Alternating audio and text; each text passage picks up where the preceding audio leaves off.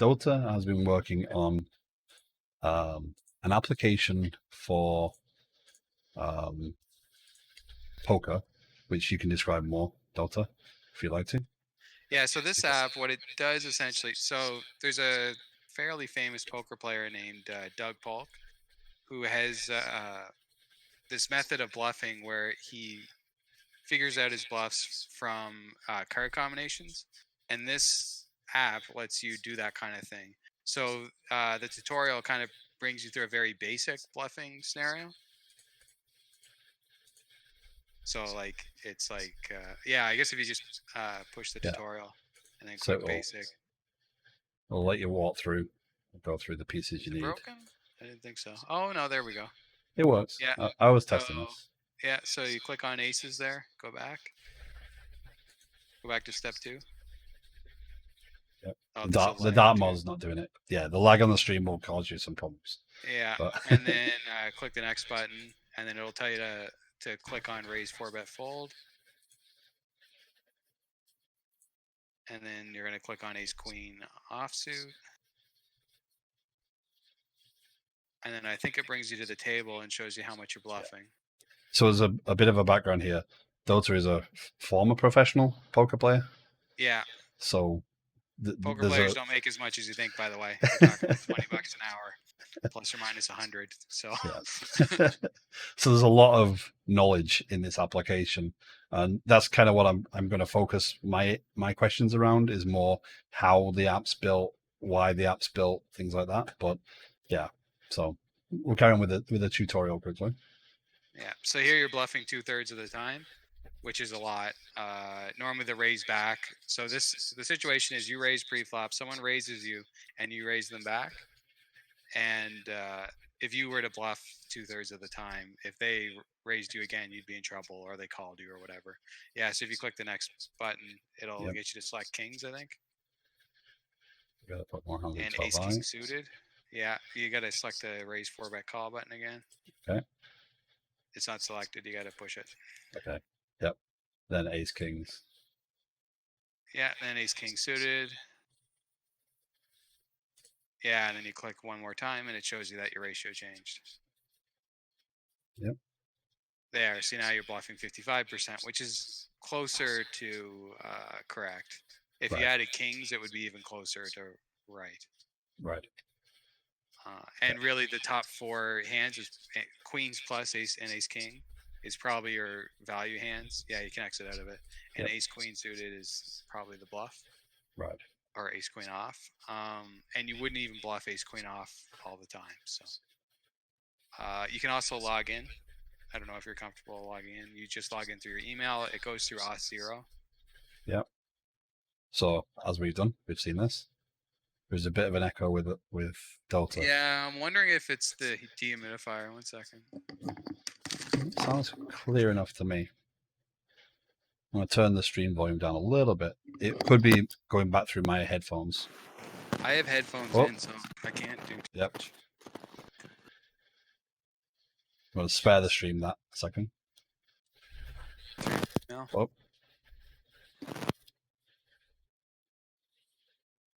You okay? Yeah. I tried to spare the stream. There was a lot of ruffling there. Okay, so we can sign in with Google. Yep. So this is stuff you can customize in Auth0. You can name your application. Oh. Yeah. Yeah, it shows your real name and stuff, but yeah, that's fine. Everyone knows everyone should be know my name on the stream because I don't hide it. I don't mind that. Okay.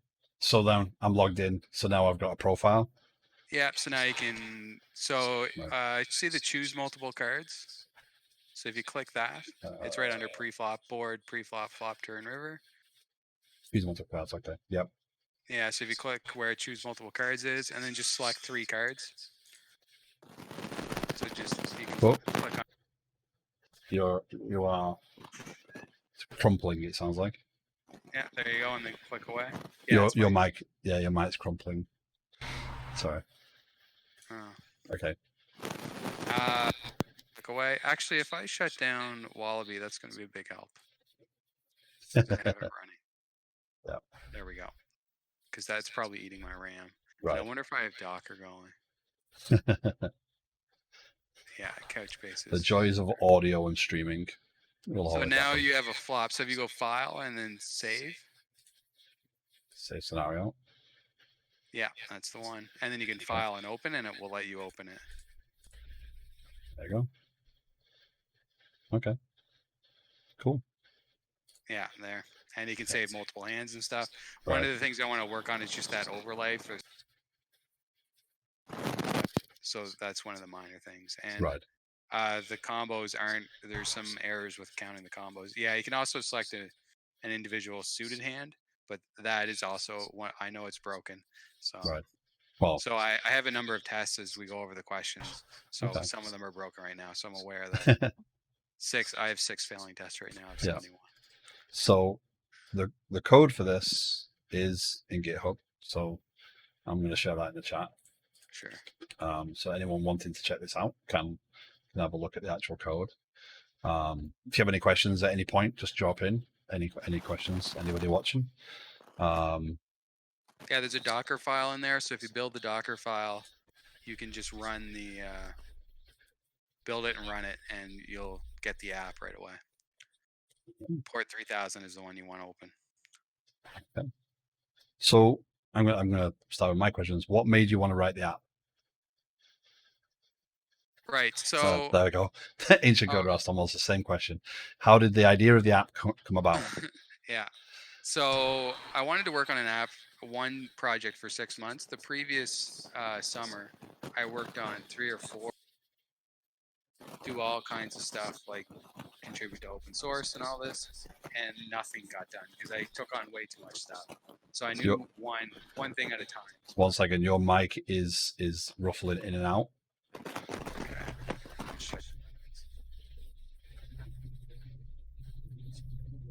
I'm gonna spare the stream. I'm just gonna turn the sound off on the stream just for a minute until it sounded clear before when we were talking. Okay, sounds a bit better now. Okay. Oh, there.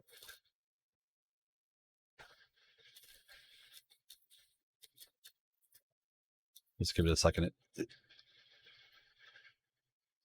It sounds like it's popping and like rustling sort of stuff. So yeah, it doesn't. Okay, doesn't sound like background noise, but we'll give it a go. Yeah, you don't have a beard or anything on a microphone near the beard or anything. Just checking. Okay. Okay, so let's try that again. Okay. So I wanted a project that I could work on for 6 months basically and be happy working on it. So I thought this one would be a good one. I had played poker pretty seriously in the past. I kind of took it up again, but not really compared to before. And I knew the theory. Knew people in the industry. I was in the industry. I knew all the software. So I thought it would be an easy topic for me to pick, basically, that I could, do all the stuff I wanted to do. Yeah. So I mean, the knowledge came from being a poker player, right? The Yes, knowledge to exactly. build the app. Now, did you feel you were a domain expert at that point, or did you learn as you went along as well more things about? Yeah, so my poker career kind of started at $5 sit and goes that I played with my friends. So you just sit down and play for $5 each. Maybe you'd win Right. $30, and we did that once a week. And I did that for about 2 years until like I was always terrified of putting money online, thinking I'm gonna lose all my savings of $500 or whatever I had. Yeah. And my friend eventually said to me, there's $2 games. Why don't you put $50 on and see how you do? So back then it was pretty easy. So just by not playing every hand and not wanting to go all in with nothing, I was a winning player. So that got me started, but it was probably 2 years or 3 years before I hit any kind of stakes, like a $25 game or $50 game, and then Mm-hmm. maybe 3 to 4 years I was at the $100 games. Right. Um, and at that point, I was making $20 or $30 an hour and thousands a year. Um, until I eventually quit when I broke even for 3 months. And usually I would break even 1 to 12 months a year. Right. Uh, I got better mostly by forum posts at the start. Yeah. And playing poker helped a ton. But I probably my ratio is probably 3-to-1 study or something like that. I also read about poker on the forums. There are lots of good forum posts on stuff like bankroll management, hand reading, positional play, player history, like all kinds of like what do you do if he three bets you 3 times in a row or raises you 3 times in a row, etc. Yeah. Uh, Eventually, once I hit 100 no limit, I had some spare money, so I could start putting money back. I think that question will be covered in the future. What's the Yeah. objective of the app? Yeah. Maybe it's not. So yeah, once I'm done You this, can answer the questions as you see them. I'm not trying to yeah, keep to a set yeah. pattern.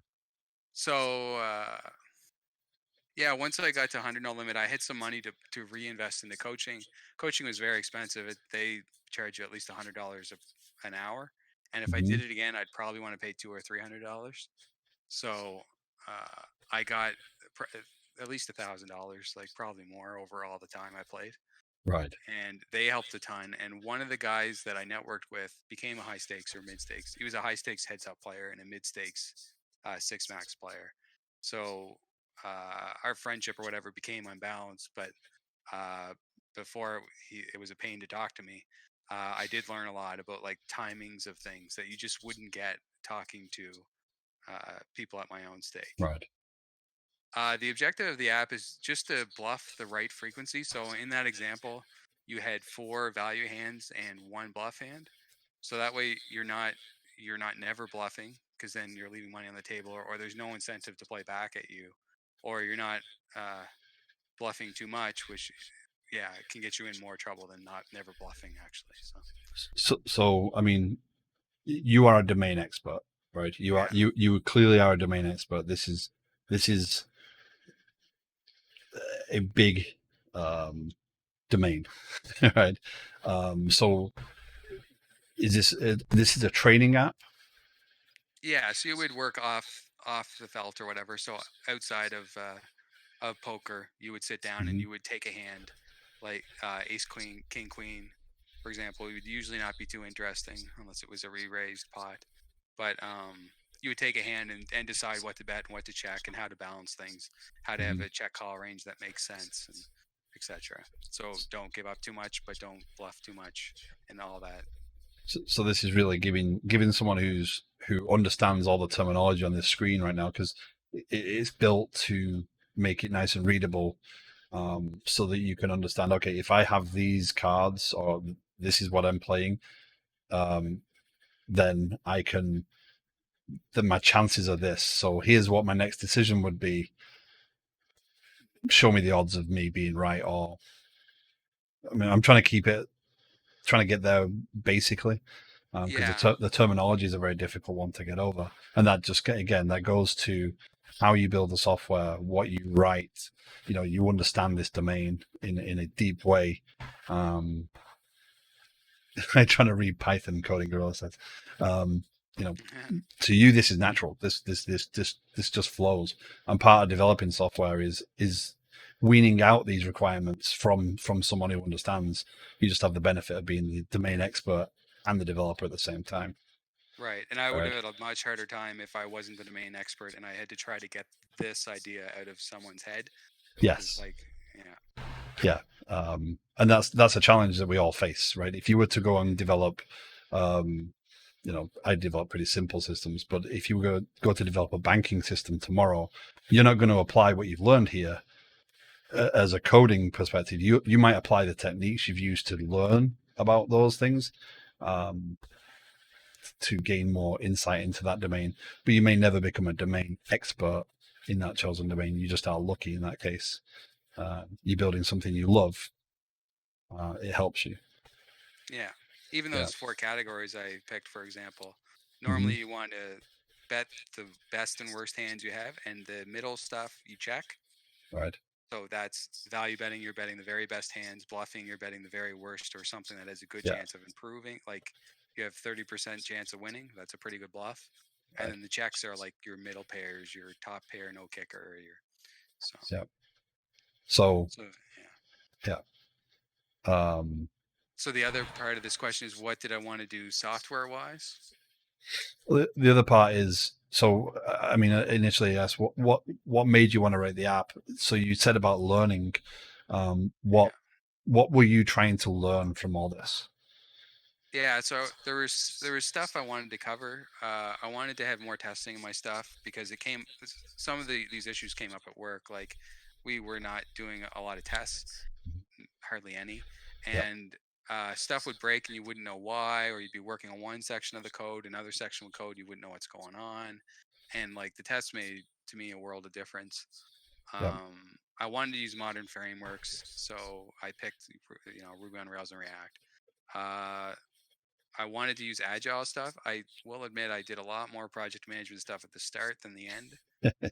It almost seemed like the more I got into project management, the less structured I wanted it to be. Does that make mhm, sense? Like it was more about like making sure I was working on the right thing at the right time than it yeah, was like. And it seems like it's very much about coordination more so than anything else. There's only one of me, so yeah. Project management is about managing expectations as well. You have to, you really have to think about what delivers the most value to people.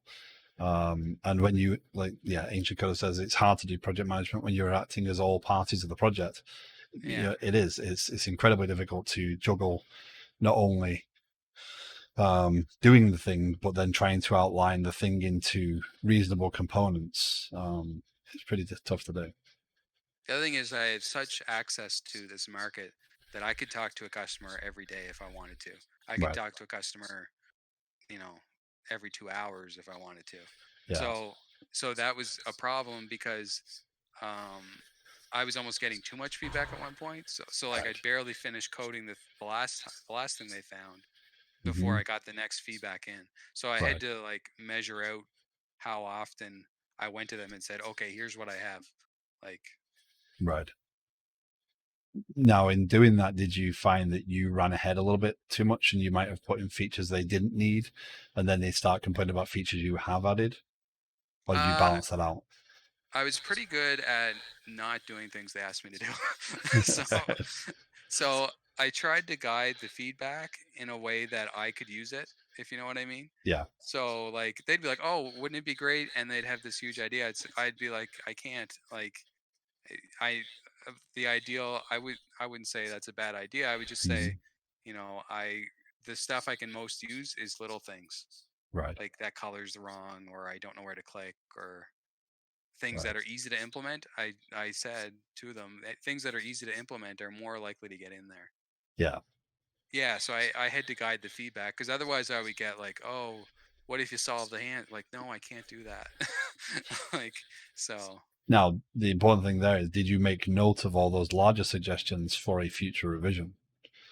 Because there's yeah, clearly, if people ask for things, you know, they normally have a reason for asking. yeah, and I guess I didn't formally write anything down, but Hmm. there's because I am kind of the domain expert, I could kind of pick out the stuff I really liked and the stuff I didn't. Yeah.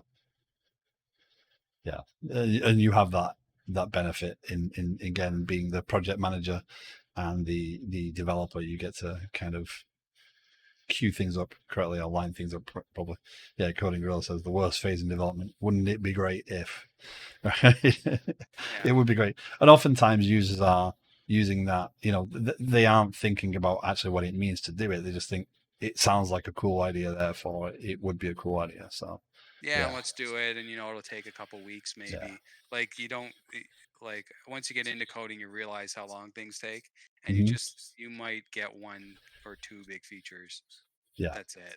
Like if you do one or two big features well, you've accomplished something. yeah. Yeah. So But if you took on every big idea, it just doesn't work. absolutely, yeah. So on that topic, what methods did you use to validate that the feedback that you were getting was the right thing, and also when you were doing things, were they the right things? Right. How did you actually validate that with them? So how did I know I was working on the right thing, Yeah, kind of thing? yeah. Yeah. Well, as you were developing these behaviors in the application, Yeah. as you were getting that feedback from them, how did you validate that feed? If you implemented that feedback, how did you validate it was correct and didn't break the application in bad ways or whatever? Yeah. So I did testing both black box and white box. So I did stuff like run it, write some code and then run it. And then I also like wrote tests and then developed. So I did everything from TDD to no TDD. Hmm. And I also learned TDD while I was on this. So when I was learning it, I wrote some very ugly tests, which is kind of what I expected. Yeah. And my initial mistakes were more in the forms of not small functions, really hard to test code, which created really hard to write tests. So Hmm. if your tests are taking you, 20 minutes to write or Hmm. more, you've written hard to test code. That's your actual problem. Right. Um, I also met with poker players. There's a couple of them in particular I met with a lot, like Mahones and MFW, and there were Right. others that I just would find. Um, I did a lot of live demos for people, so a lot of this is just customer contact. Yeah. I ran a solver group, so it's like there's a bunch of solvers that basically do Monte Carlos on how to play a hand, Right. and this is kind of mimicking that, but in a dumb manual way with Right. limited bets. Um, so I would sometimes bring it in there. I learned that I didn't need to bring it in every week. Every 2 weeks Hmm. is fine. Right. Um, Nice. and I tried to keep the original idea of the app in there. Right. I guess somewhat. It did change a little bit, but not too much. So although I experienced some scope creep, it wasn't a ton. Right. Nice. So how did you manage when the scope was creeping, that goes oftentimes beyond what you originally intended? Did you adapt the entire application for that, or did you find that you were introducing um, different patterns and things as you went to cope with this new style of code? Yeah, it was more I would find something I made to be not functional, and then another part to be the main function. Hmm. Unlikely. It's open source, so it's kind of out there for the world to use. Um, I mean, if I got a lot of usage, I might make a subscription, but so far I just don't have that traffic, so Yeah. anyone can copy it and use it. Is there a market for it? It's a hard to reach market in my opinion Right. because like I don't even know another poker player in real life that would use it. Right. I would literally be wasting my time even showing them it. It's Okay. more for me than them when I show them the Yeah. app. Right. So, Yeah. um, yeah. Uh, what was the last question? What was the validate the behavior? Just Yeah, yeah. I lost my train of thought. No worries. So you talked about TDD. You learned TDD as you went along here. Did Yeah. you how did you find that? Where did you decide I need to learn TDD, and what did you do to learn that as you went with an application you're already building? Yeah, so I'm in a TDD book club, so we're reading like the original book of TDD. It feels like it's like TDD by example by Ken Beck. So Okay. I went through that book, and he Right. really outlines how you're supposed to do it. Also, I have a mentor slash coach, who's Jitter Ted, and he Nice. did some pair programming and stuff Yeah. that got me into TDD. And Right. the way I think of as a mentor is that you're just finding out where to hit the hammer on the. There's this story of a bell that needs to be fixed, and they call Right. in an expert, and he gets a hammer and he hits the hammer on the bell 3 times, and he Right. fixes it, and he charges them 10 grand and $10. He charges them $10 for the hammer and 10 grand for knowing where to hit the bell. So Nice. Yeah. yeah. Nice. So he tells me like, or helps me with picking books and stuff that I can read, or stuff or pair programming. I'll write it in the chat. Yep. It's an old book. It came out in the early 2000s. An old book. Yeah. Dear. TDD by example. Yeah. Ken Beck's one of the people in software, right? So Yeah. And the um, local guy who does conferences and stuff actually was credited in that book. So I thought that was quite cool. Yeah. nice. So um, can't remember the question. I was going to ask more on that question. There is the TDD stuff, but adapting your code. Did you try and adapt the code to the test driven after the fact, or did you just use a TDD to do new code and then look back and refactor the other code once you learned how to do TDD? How Right. did you approach that? So in January, my focus was learning React. So Hmm. I learned React. I didn't do any TDD. I just went and I learned React for probably a month and a half. Hmm. Uh, and then I had some code and I wanted to test it, write tests, do something with tests, right? So Yeah. Ted said, just go out and write some tests. So I went out and wrote some tests. Right. Some of them took me an hour to write. Hmm. And he kind of said, you're trying to flick a light switch with a 10-foot pole. So, Yeah.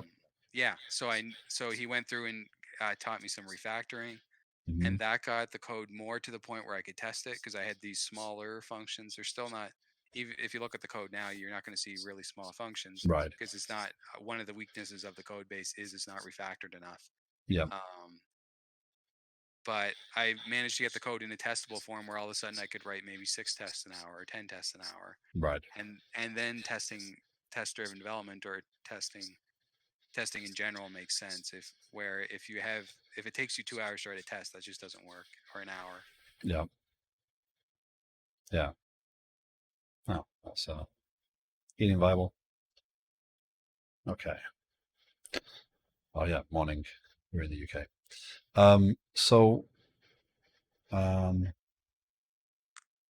okay, so yeah, there's a few other questions I have, right? Um, so why did you make the choices you did on the technology stack?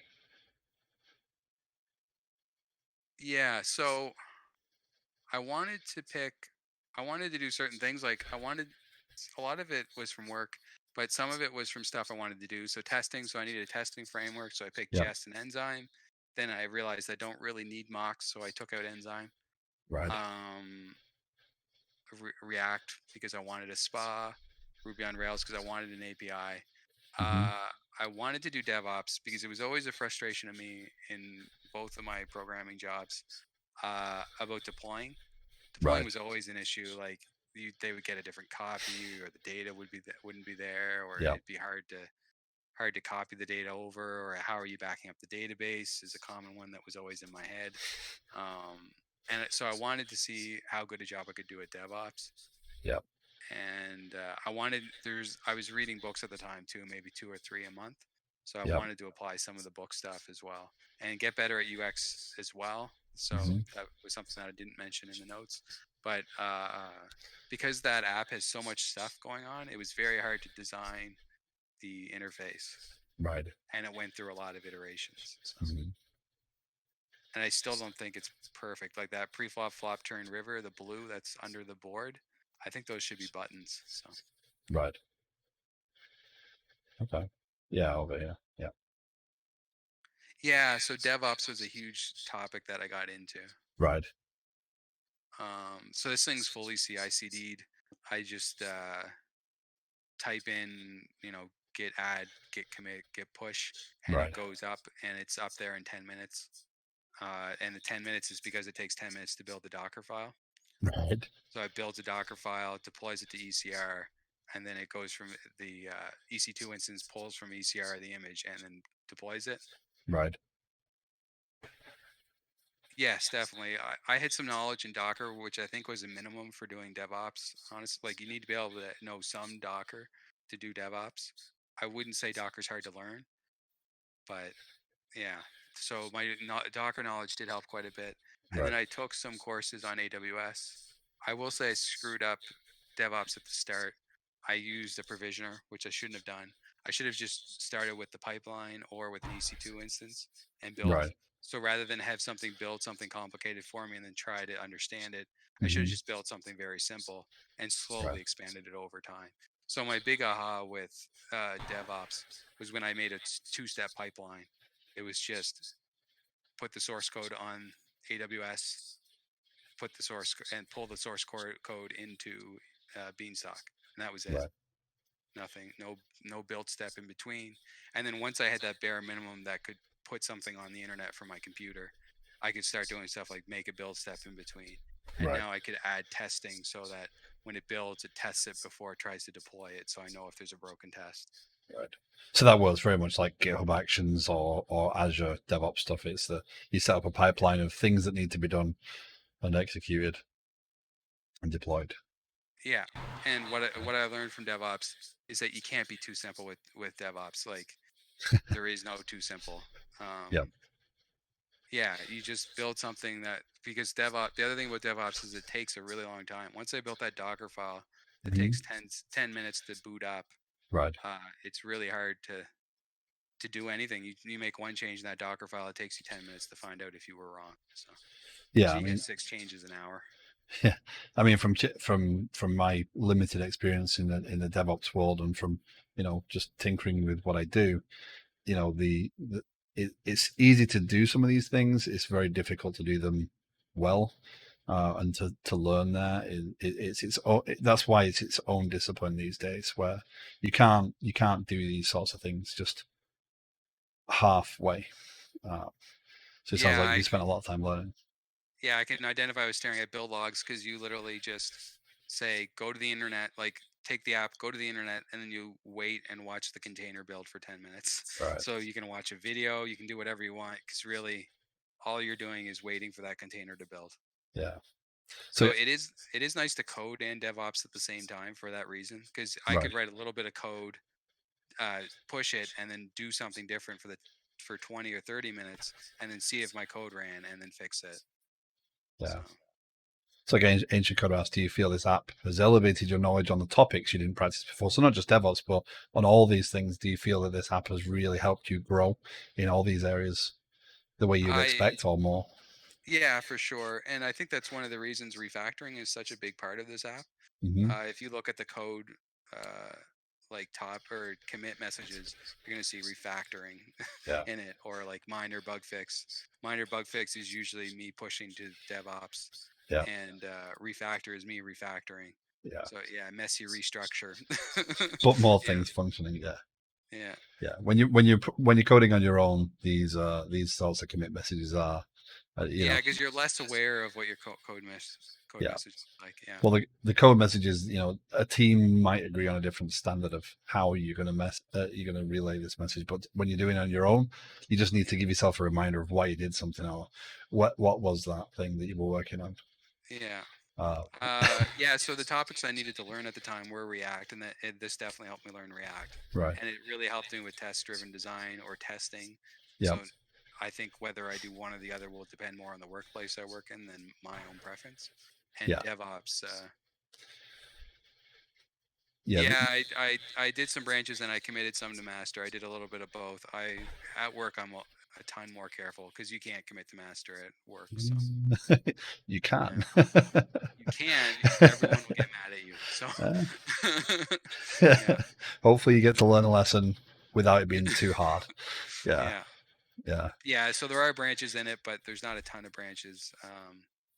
And that was just laziness or me not realizing that I was on master at the time, and then just being like, oh, whatever, I'll just commit to Mhm. master because it's only me working on it. So Right. So did you find yourself? So you've done a few programming jobs at this point, yeah, development jobs, and you've now worked on your own with full control of everything in a way that you didn't have in those jobs.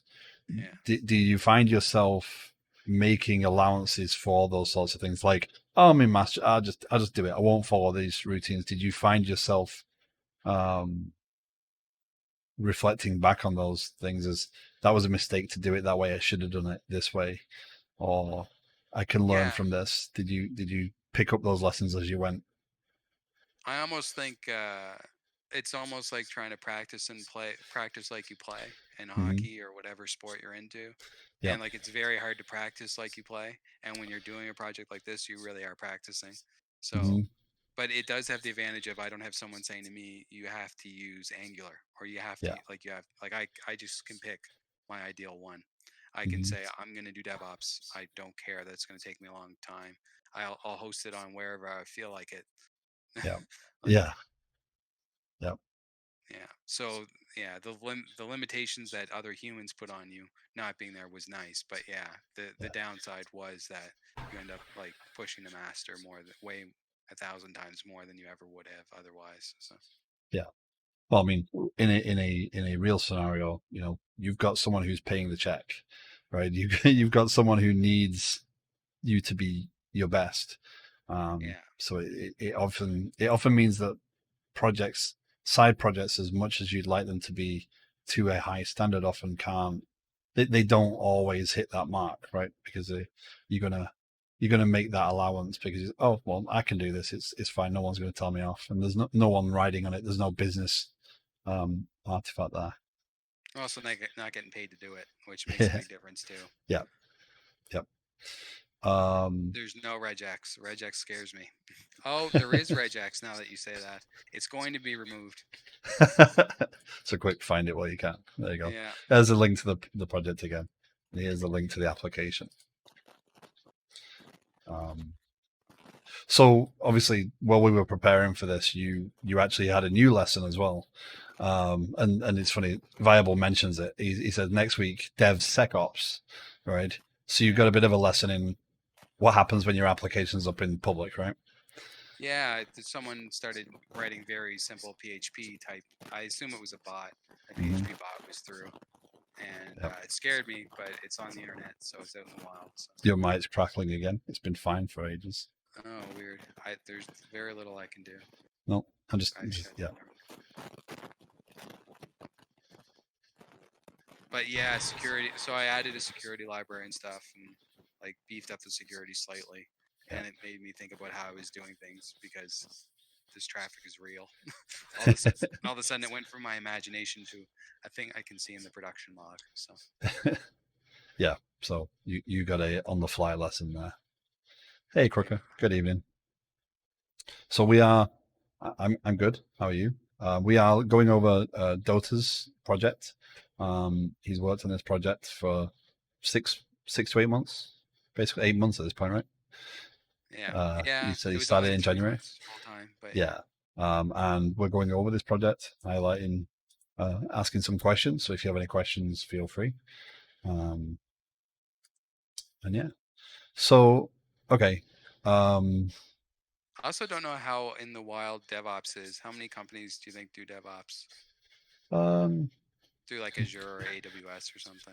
Doing DevOps, well, DevOps doesn't necessarily mean Azure or AWS. It means a group or whatever dedicated to deploying and managing the application in its deployed state, right? So you could have DevOps without those two things. It's just more common. I would imagine, I mean, from my experience so far, the companies I've worked for do it, but do they do it well? I don't know. I think it's a thing that can. My problem is I believe that DevOps should be embedded, right? I believe that DevOps should actually have stake in the project, so that they know what's going on and they can adapt what they need or raise things sooner. In the organization I'm working in, DevOps is a, hey, just hand it off to them and they'll figure it out sort of thing. And I don't think that works very well for deploying applications or for managing applications and for scaling them. Definitely not. The number of times I hit code issues in deploying is like every time. Mm-hmm. So Yeah. And I think that having someone in your team that does this thing can also help understand the development requirements and also call out things like that won't work. We need to do it this way. yeah, it So would definitely be more awkward if it was someone else's code that I saw breaking. yeah. Like one thing that broke all the time was the API calls, Mm-hmm. and I had to environment variable a bunch of stuff, Right. and all like even if someone got a hold of the local dev copy at the end, it wouldn't matter because the production stuff is all like I can just make those all unique env variables. Yeah. Okay. I have no idea how to test APIs. I'm just gonna say it outright. Like, it seemed very hard to test. Yeah. Mock the controllers. Well, testing the API. So it is a Ruby backend with a React front end. Yeah, I straight up didn't know how to test the API. The API code is maybe 10 lines, and then the sagas are 15 or 20. Yeah. Yeah. Okay. Yeah. Mocking or testing APIs is that's a, I suppose It's hard to there's do. right Yeah. tools. Yeah. Um, It's funny. Ms. Van Horn was mentioning just before we began this. He's working on testing tools and those sorts of things. Could could be interesting to investigate. I hardly play Dota. I played like 3 years ago, 4 years ago. Who tests the testing tools? That is indeed a good question. Yeah. So has this worked out as you would have imagined when you began all Yeah, those months ago? most of the stuff I wanted to do, I was able to do. Much unlike every other project I did before this. Mm-hmm. So, um, yeah. Sorry. Like the React hooks really worked out well. I liked them over classes. One thing I realized is that there probably shouldn't be. It should be functional only in here. Right. Yeah, it's auth0 for login. Yeah. Um, testing was very important. It was every bit sold to me as much as it should have been. Like it helped a ton for yeah, you can hit log out and log out. Yeah. Um yeah, well the React code itself is written functionally. So then when I put classes in there, I'm mixing two kind of paradigms. So I didn't like that. Mm-hmm. I Yeah. cannot make the user functional. Yeah. You recently went through an effort of putting things into classes, etc. Right? Yeah, and I think I'm gonna eventually move that into functional again. And the classes are kind of, like I said earlier, this code hasn't been refactored enough. Right. Yep. Oh, Okay. really? I don't know if they're canceled globally.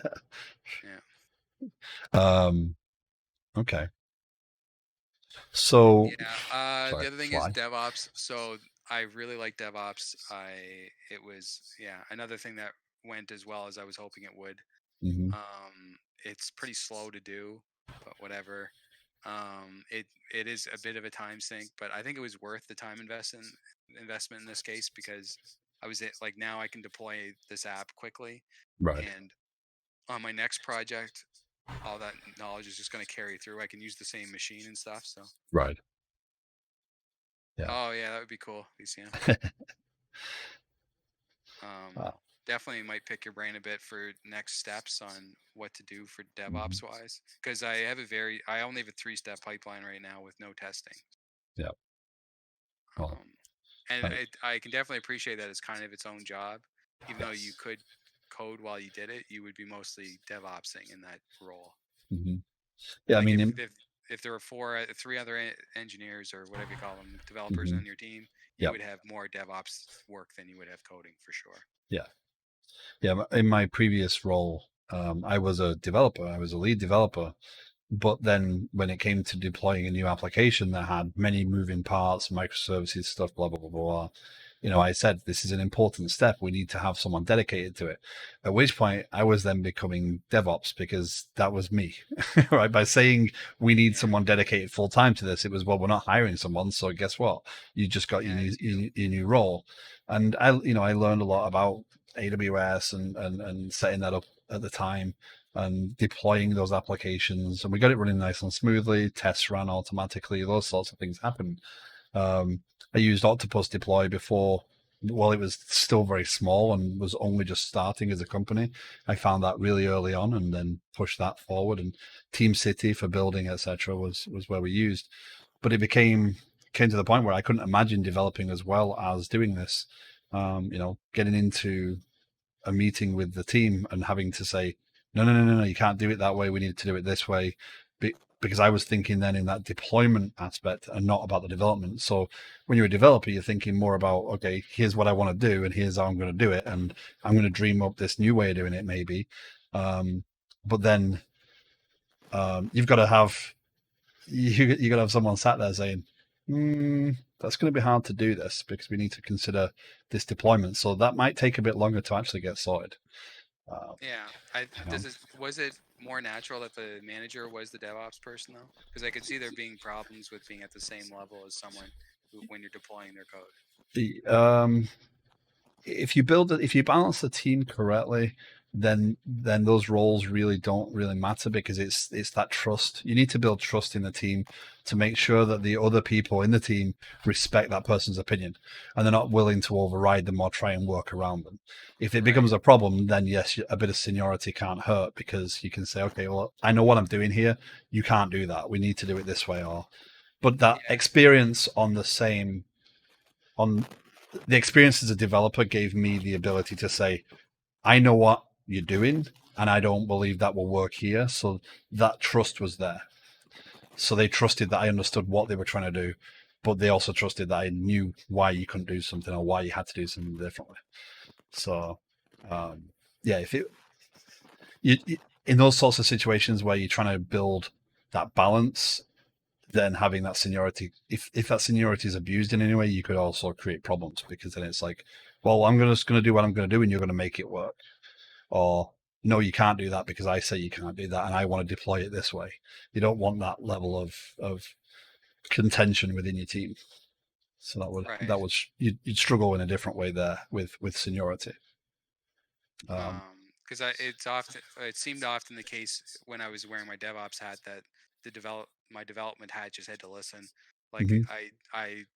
I referenced window once directly in my code, Right, and you can't build Node with window. So right, I could just imagine that being an argument between a DevOps and an engineer in the wrong organization. Like, yeah, oh, you can't use window. Yes, I can. It worked in dev. Blah blah blah. right, yeah. Yeah. And that's why, if you've got trust built up, you've got that that that back and forth built up correctly. That Yeah. it's you can't do that. Oh, okay, yeah, I forgot about that. Sorry. We'll put Yeah. that in a document and outline that as best practices. And then next time it comes along, if someone does it and they say, no, I can do that, you say, well, no, it's on our best practices. You shouldn't do that. Right. That causes a problem here. There's some things that might just be, a path or structuring. We had an issue early on where the path size of Team City couldn't cope with large file paths. So when we did, I mean, you've seen my style of unit testing. When we did nested directories with long test names, we actually hit that Windows limit pretty quickly. And back then you couldn't override Team City. Now you can. Team City can be accommodating of larger path sizes, but it was capped at 255. So if you hit that limit, the build system gave up. So you're like, Yeah. you have to restructure the code to accommodate this, because I can't do it in these tools. Can you like drop 3 or 4 directories or something? We have to work around those things. But that's when that camaraderie comes in, and that's why I believe that DevOps should be an integrated component, because then the trust is there, and the belief in each other's knowledge is there to make sure you can get over those sorts of issues. Whereas if it's just, you can't do that, don't ever do that, and you've got someone to be worried about telling you off for coding. Yeah, I mean the window example, which is something that will work in dev but not production. If you just said, "Hey, can you build that in production before you send it to me?" Yeah, that would catch it without an argument. yeah. And if They you've would got, build it and then they'd see it.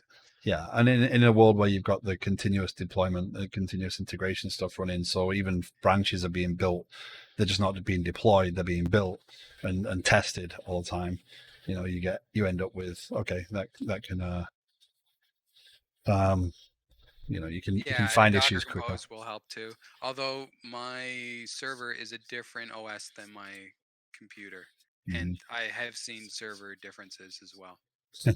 Joy. But one thing you can do, I noticed in the cloud, is that I can put a specific, I can create new accounts and then give them limited rights. So I could probably give someone the code pipeline, watch them uh, build it, and Mm-hmm. then see it fail, and then they can troubleshoot it. Yes.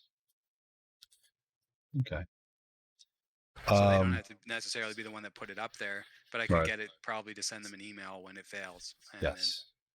Yeah. Time to react and turn around and get something fixed is important. yeah. Yeah. So just moving on with the questions. What were your biggest struggles throughout this, would you say? So my biggest struggle in general is usually over design. Like I usually try to do too much at once. Mm-hmm. I know in the past I've tried to learn too many things at once. Right. So I was very aware of that when I was picking things to learn at the start, and I tried to pick a limited number of stuff. Right. Um, and I guess the corner cutting I did was really in stuff I picked up on, like, do I use TypeScript? So I decided not.